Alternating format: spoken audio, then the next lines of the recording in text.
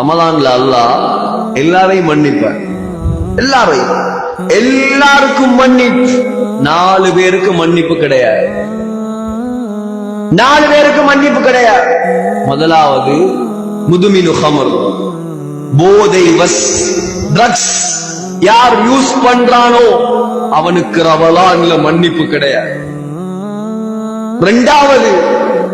இரண்டாவது காத்தியுர் ரஹீம், யாரு இரத்த பந்தத்தை துண்டித்து வாழ்கிறானோ அவனுக்கும் ரமலான்ல மன்னிப்பு கிடையாது. மூணாவது ஸ்பெஷலா சொன்னாங்க ஸல்லல்லாஹு அலைஹி வஸல்லம், ஆகுல்லி வாலிதை, உம்மாவ பாப்பாவ யாரு மனச உடைக்கிறானோ, நோகடிக்கிறானோ, உறவை துண்டித்து வாழ்றானோ இவனுக்கு ரமலான்லே மன்னிப்பு கிடைக்காது. 4வது முஷாஹின், தண்ட மற்ற சகோதரர்களோடு சண்டை புடிச்சு யார் பேசாம இருக்கிறானோ இவனுக்கும் ரமலான்ல மன்னிப்பு கிடைக்காது.